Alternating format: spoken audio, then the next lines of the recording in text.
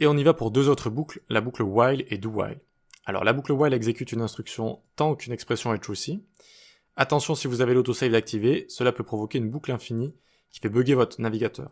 Une boucle infinie est une instruction qui se répète à l'infini, et donc ça fait crash votre navigateur. Donc ici on peut enlever l'autosave, mais je vais vous montrer ensuite comment coder des boucles avec l'autosave sans problème. Donc pour l'exemple, let engine temperature, température du moteur, 20. Tant que while engine temperature est inférieur à 100, engine temperature plus. Ok? Donc là maintenant je vais loguer engine temperature et ça va me donner 100. Donc j'ai ma valeur de base, d'accord? Et ici j'ai ma condition. Tant que ma variable juste ici est inférieure à 100, j'incrémente. La dernière itération, ce sera quand engine temperature, la température sera de 99.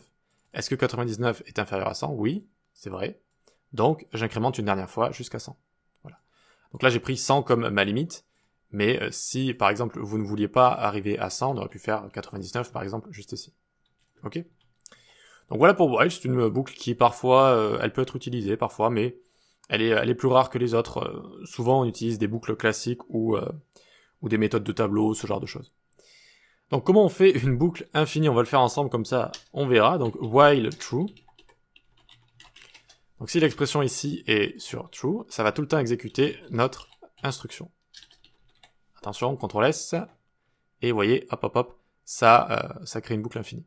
Donc on peut fermer ça rapidement, voilà, ça on va l'enlever. Et ce qu'on va faire, eh bien, on peut relancer notre serveur local juste ici. Et voilà. Alors, est-ce que du coup, on doit tout le temps avoir l'autosave d'enlever quand on code des boucles? Non, pas forcément. Ça m'est arrivé à la vidéo dernière, je crois, sur les boucles for, de faire une boucle infinie. Mais c'était vraiment parce que je vous l'expliquais pas à pas et que je vous le montrais doucement. Quand on code minimum rapidement ou alors en faisant ceci. Donc vous préparez votre boucle juste avant et ensuite vous préparez votre expression en haut. D'accord? Donc vous préparez ceci, juste au-dessus. Voilà.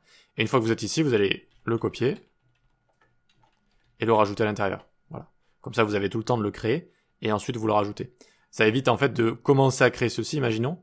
Et si ça, du coup, c'est une valeur true, par exemple c'est 20, et que vous n'écrivez pas assez rapidement en ceci, eh bien ça va comprendre tant que ça, et hop, ça va commencer à lancer une boucle infinie, ce qui peut rapidement faire bugger le navigateur. Voilà.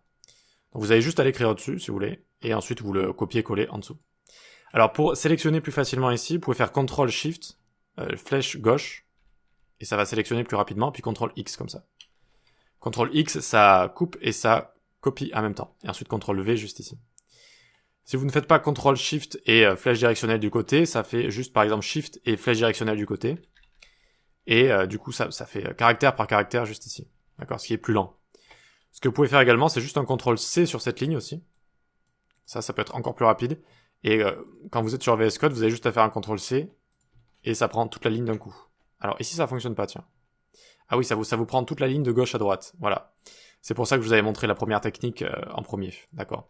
Mais ça peut quand même être utile de temps en temps de juste prendre une ligne. Par exemple, ici, vous voyez, si je veux copier title, je fais juste CTRL-C. Et je viens en dessous, hop, vous voyez que ça fonctionne directement. Ça peut être assez utile de retenir ce petit raccourci également. Voilà. Très bien, très bien. Donc on peut se laisser le live serveur juste ici. On va parler de la boucle do while, qui est quasiment pas utilisée, car on peut faire quasiment tout ce qu'elle fait avec des boucles plus simples à comprendre, et notamment avec une fonctionnalité en moins qui n'est pas très appréciée de boucle de do while. Donc on va le voir ensemble juste ici. On va faire let num égale 1 par exemple. Et on va faire do num++ tant que num est inférieur à 10 par exemple. Et ensuite on peut loguer num. Et donc ça va nous donner 10 juste ici. D'accord? Donc on initialise notre variable à 1, on l'incrémente à chaque fois ici. Donc première incrémentation, 2, est-ce que 2 est inférieur à 10? Oui. Je continue, tac, tac, tac, tac, tac. Donc là on voit que ça nous donne plus ou moins la même chose et le même résultat. Néanmoins, ce do ici va tout le temps s'exécuter au moins une fois. C'est-à-dire que même si votre num juste ici est plus grand que 10, eh bien ça va quand même l'incrémenter. Si j'ai 100 ici, ça va quand même me donner 101. Vous voyez que ça va l'exécuter au moins une fois. Ce genre de comportement n'est pas très apprécié. Ça n'arrive pas en général qu'on ait besoin de faire ce genre de choses, et c'est pour ça que cette boucle est assez peu appréciée. Donc en général on utilise d'autres boucles, donc juste une boucle while, boucle for, on utilise des méthodes de tableau, mais voilà, on n'utilise pas en général la boucle do while comme ceci. Voilà, on peut passer à la suite.